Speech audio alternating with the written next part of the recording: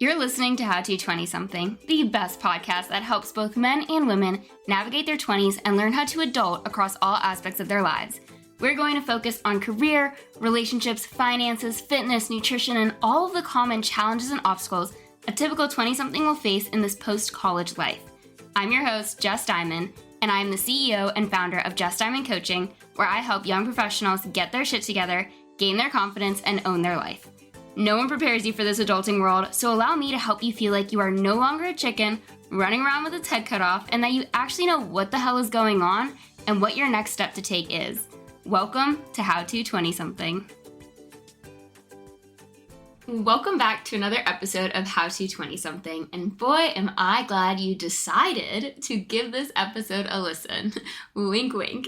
And that's because today's episode is all about becoming decisive, why it's important to stand behind your decisions, and what happens if you end up regretting the decision you do make. I did a workshop on developing decision-making skills last summer. It was literally called From Doubt to Decision. So it's about time that I enlighten you guys listening about what it takes to become a decisive person. And if you want to stay up to date on any upcoming workshops, because I am working on one for probably the end of January, if you want helpful adulting resources, if you want to receive a life hacks every month, then you should really join my Confidence Club and head to the show notes by downloading your first free resource that assesses how well you're doing in adulthood. It's just a fun little quiz that will give you a score and tell you what that score means and steps to begin improving some of your lagging areas. All you have to do is head to the show notes and click the link that says Assess Your Adulting Skills, put in your name and email, and then check your inbox for your PDF. But back on topic to being able to make decisions, let's start with why this is an important skill to develop, especially in your 20s. Outwardly, when you are decisive, you are representing yourself as confident in being able to navigate life's challenges. It gives you a sense of authority or leadership because you are able to decide on a choice you're between, which results in strengthening your own self-trust and coincides with other people's abilities to trust you. Consequently, your inability to make a decision shows a lack of belief in yourself to be able to handle future outcomes, whether those outcomes are good or bad. Indecisiveness lets you play small and hide out because you don't trust your own judgment. Therefore, why should anyone else trust your judgment too? And I don't want that for you. I want to help you stand tall, play big, and outwardly commit to your word, your thought, or your actions. And then know what to do if things aren't panning out in the way you had hoped. Now, I understand that the higher the stakes this decision is, the less likely you are to fully commit and believe in your ability to choose because the potential repercussions are much greater. So we're not going to focus on those big, daunting decisions just yet, but rather start with your day-to-day life so you can build the momentum and resilience you need for those tougher decisions. There's a saying that small hinges swing big doors. So start small. Start with decisions that are more low stakes, and it'll make the bigger, scarier decisions more digestible and build up your decision-making tolerance. I also want to make a point that being indecisive, to an extent, is perfectly normal, and it's because the decision you are making is paired with the lovely fear of the unknown. And you've heard me talk about this fear for quite some time now, but to remind you, the fear of the unknown is your brain's way of trying to keep you safe and alive. Our brains hate what it doesn't know, and when you go make a decision, there is no way to know what the outcome is going to be, so your brain is like, stop what you're doing right now. Do not proceed, we could die. Even if that decision is saying yes to a new job opportunity in your same city. So it's quite possible that the more indecisive you feel about a particular decision, the more important this decision is to you, meaning the higher the stakes and risks and the scarier the commitment feels. But don't worry, because I have the tips and tricks to help you feel confident about the decisions you are making. And those decisions range from what spread to put on your toast in the morning to leaving your current industry for a brand new one. So let's start with smaller ways you can begin building your decision-making ability and recognizing that that is what you're doing. I just said choosing a spread for your toast is one decision you can make that is low stakes. But another one could be picking out an outfit to wear for that day. If you're someone who is down bad in their decision-making skills, then picking out and committing to an outfit might feel very difficult. And then I'd invite you to go listen to the episode titled Wear Your Closet. But starting with the next outfit you need to wear, I want you to go into your closet and pick out an outfit and just do not change your mind about that outfit. I know it is the absolute worst when you have a vision of an outfit in your mind and then it does not come to life when you go to put it on. But we're practicing decisiveness. And in order to practice the skill in a very easy, low-risk way, I need you to commit to the outfit you originally thought of, put it on, and wear it for that entire event, if not day. And yes, that event could be the gym. Another way to practice being decisive and acknowledging that you do have the ability to decide is knowing what's for dinner tonight. You could even have someone offer you 2 choices for dinner and you have to pick one. I had a client last year where her husband would never come up with a plan for dinner and it would always be on my client to decide, and she was getting really annoyed by it. She felt like a bad wife for not knowing what was for dinner, but was too tired to think of a meal every single night. She also felt like she was expected to make this whole meal every night, and I coached her around what constitutes a full meal and why she did feel like it needed to be a whole production. As a result, I helped her come up with 2 things. The first consisted of easy meal structures that limit thinking in ingredients, and then the second was to give her husband options and he could pick one. I say that he could pick one as in before she starts cooking. So she didn't present 2 different meals while they were already cooked and ready to go. Just want to make a note for that one. But I remember her saying, it's like I'm treating him like a toddler by giving him options to choose from. And I disagreed and explained to her that everyone loves options because it takes the broader question. In this example, it's what should we do for dinner, and narrows it down to, do you want Italian or Mediterranean? And then from there, you make the easy structure meal based on the category of the cuisine. There's an important, often overlooked part of decision making, and that is decision fatigue. You see, we all reach decision fatigue by the end of the day. No one is immune to it. No one wants to come up with a dinner plan because you just spent the whole day deciding on various factors in your life, starting with what time you should wake up. What do you eat for breakfast? What do you wear? What tasks do you work on first? What's for lunch, etc.? If you broke down your day, you would quickly realize it's filled with having to make decisions, which is good on the one hand that you are able to prove to yourself that you can be decisive and follow through on that decision, but it's bad because by the end of the day, you don't want to make any decisions anymore. So when it comes time to make those really big, potentially life-changing decisions, you're already tired, and it makes it that much more difficult to decide on the matter at hand. It's a mind muscle, and the more you use it throughout the day, the more tired you're going to be by the end of the day for even more decisions. So we need to build up your decision-making endurance or decrease the amount of decisions you're making throughout the day. Like on Sundays, you can meal prep a lot of your meals, so then that's one less thing you have to think about during your week. Similarly, you can lay out your clothes for the week so you don't have to decide on that either every single day. You can make a task list of what needs to get done, so again, you're not rethinking day in and day out what you need to do. That way you don't reach your decision limit by 3 p.m. and are incapable of answering the broad what's for dinner question that comes every day like clockwork. Now, I understand these are all lower level decisions, but they compound on each other. It also means that when it's time to make a big decision, you need to give yourself the time and space to think on it in the first half of your day, when you are at your strongest mentally. The bigger decisions require the most amount of thought and energy, so plan ahead for what day and time you really want to think about what your next move is. Do you need to be well fed, caffeinated, worked out, and any other self-care detail that's going to help you think more clearly about the decision you're torn between? Big decisions consist of, do you want to be in a relationship with someone? Move in with your partner? Do you want to leave a relationship? Do you want to move to a new city? Do you want a new job, a new career, leave the 9-to-5 world entirely? Do you want to invest in a coach or certification or go back to school? A big decision signifies a significant change in your current life from your location to what you're doing during the day, to who you're spending your time with, since the way you are currently operating on a day-to-day basis is going to be disrupted to some extent. Your commute could change, your location, your environment, etc., and it feels very conflicting when life isn't that bad. But you also know there's a possibility around the corner that can make it a whole lot better.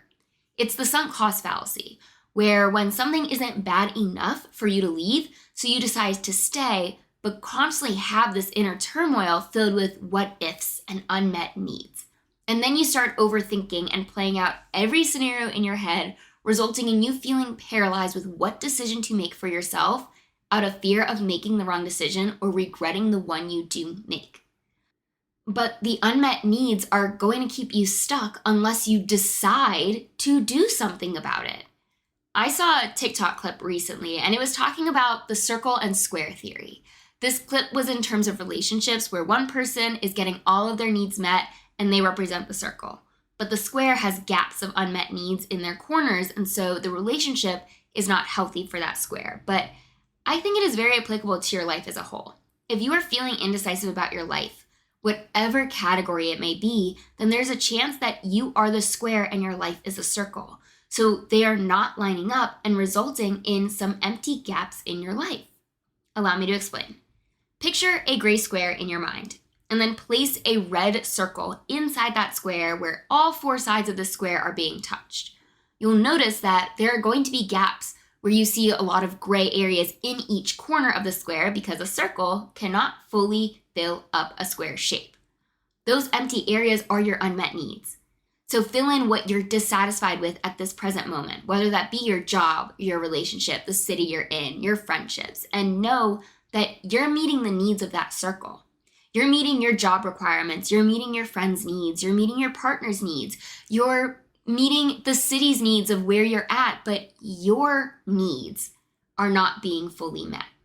It means that you have outgrown the area that you're in, which is leaving you in this particular predicament of should you stay or should you go?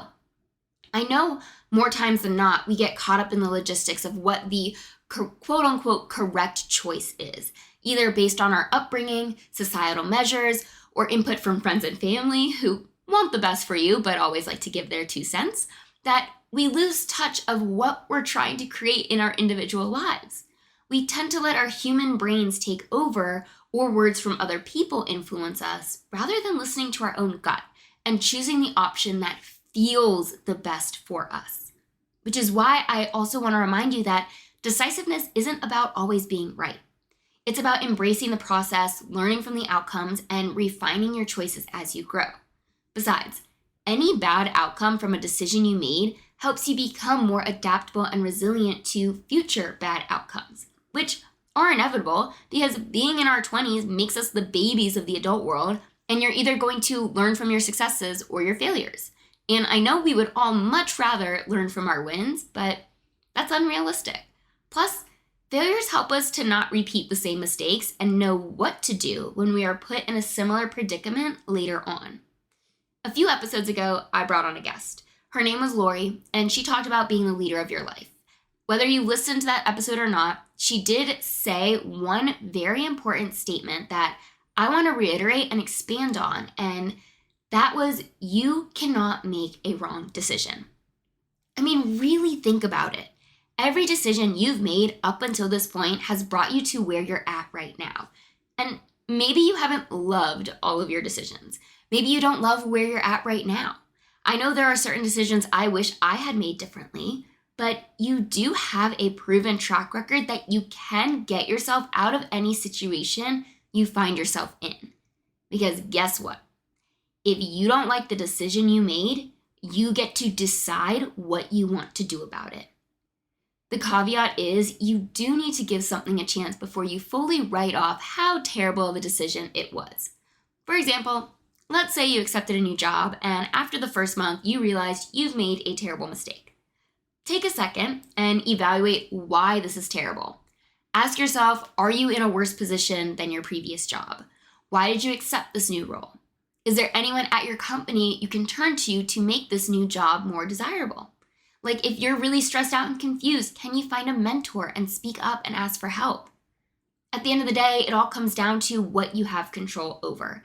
And in the case of being decisive, it's a matter of the choices you are actively choosing to make, to stay or leave, and then all of the decisions that come after that initial one. But becoming decisive starts with picking one side and seeing it through, giving it a chance, being scared and doing it anyways, or what my coach likes to preach, which is say yes before you know how. I have immense faith in you that you'll be able to figure out the path you're deciding to take. Because if you were to break your life down, you would realize that everything is figure outable. And if you're in doubt about your decisions and the figure outability, my made up word of it, then play the and then what game with yourself. I love doing this with clients. Together, we walk through both paths, both sides of the decision, and I continue to ask them, and then what happens? And have them come up with what they would do if that scenario did take place. Most recently, it was about accepting a new job, and she was worried about whether she was actually like it and stay or be back to job hopping again. So we went in both directions, starting with the bad scenario because that's the one creating all this doubt. And we kept going until she realized that her worst case scenario is figure outable. So why is she stressing so much? Because it hasn't even happened yet. She doesn't even need to figure that part out yet. You see, there is a solution to every problem, every mistake, every failure, as long as you keep moving forward. I always think of the movie Meet the Robinsons when it comes to staying innovative in your own life, because that was the main character's tagline. You can do anything as long as you keep moving forward. Or my other favorite movie quote from A Cinderella Story is never let the fear of striking out keep you from playing the game. Yes, reflect on the past and learn what you could have done better or what you can do differently next time. But the growth that comes with taking a risk or a chance on yourself and standing behind your decision will have immense payouts down the line.